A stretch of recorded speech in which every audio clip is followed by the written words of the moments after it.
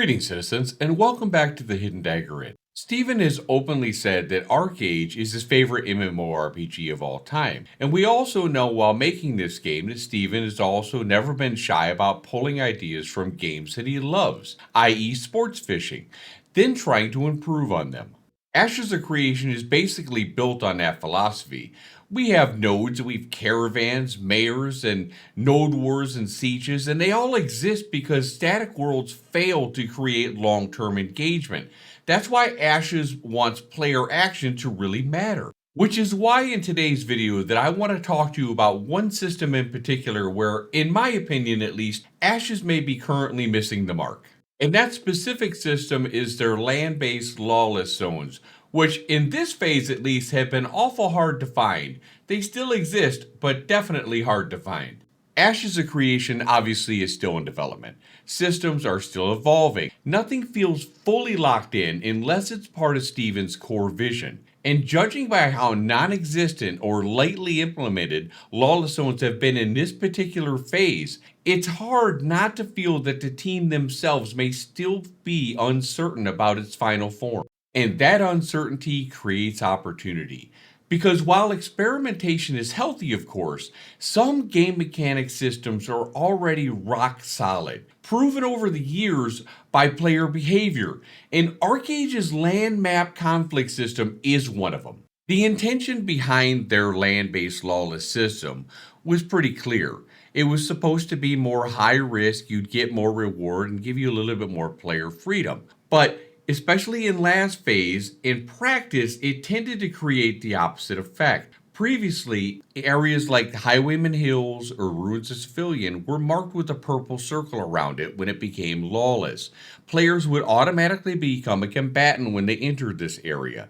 You would get an extra 10% adventuring bonus, you'd have a chance to get trophies which you could use for guild XP, and you would supposedly get slightly better loot. I found that not to be so much the case. On paper, it all sounds great. In reality, most players avoided them entirely. Why, you ask? Well, the reward just didn't match the inconvenience it caused. Because look, in those areas, you're trying to level. And high-level players would just enter the area freely and wipe everyone out with zero consequence. There was no escalation, no warning, no structure, just raw-powered imbalance. Players didn't see opportunity, they again just saw inconvenience. And when players ask why bother, the system's already failed. Not all of their lawless design is bad. In fact, the sea should absolutely remain lawless. Open water fits the fantasy. You got your pirates, you got your smuggling, you got ambushes when they're bringing in their fishies, you got your naval warfare. High risk, high reward. Makes sense when you are moving cargo and selling between continents and choosing danger intentionally. That same logic, of course, applies to the Harbinger style area zones, where higher chance for rare loot, higher risk is clearly communicated when you opt in.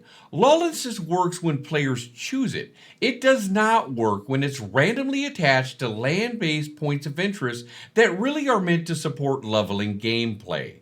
If Ashes wants a PvP system that complements its player evolving nodes, instead of bypassing them, Archeage already solved this problem years ago. Not by making random lawless areas whenever it felt like it, but by giving zones evolving status levels. Archeage didn't treat every region the same. Instead, it divided the world into distinct PvP categories. Usually starter zones were always peace zones. PvP permanently was disabled. Safe for leveling, crafting, economy, whatever you wanted to do in these zones.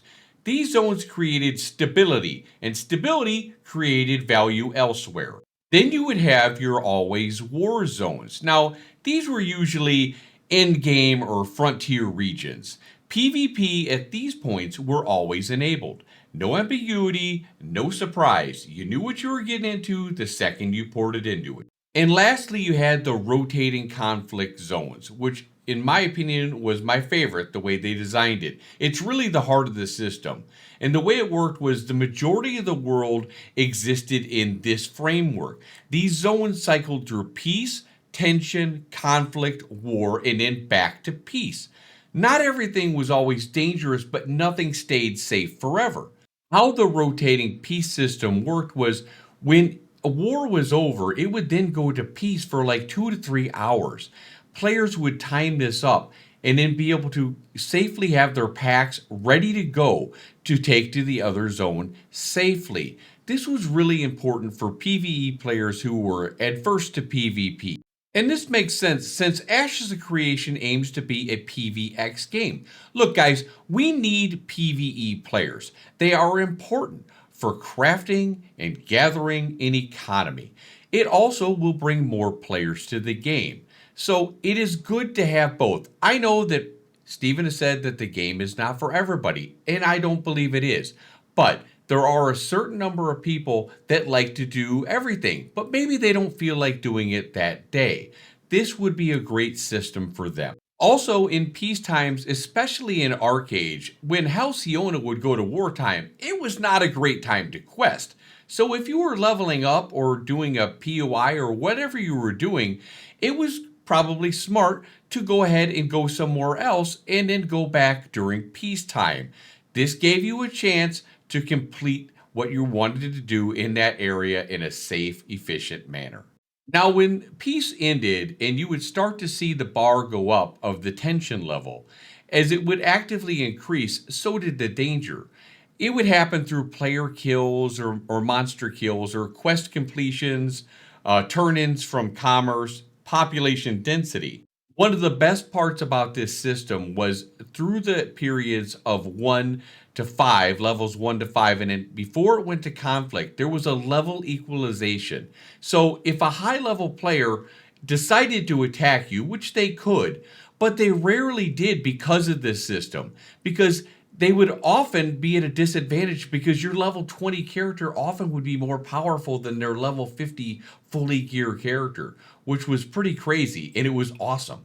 So the more active the zone was, the higher and faster that the tension level would rise. Now, it would take some time to get to level 1 to 5 and then move into conflict mode.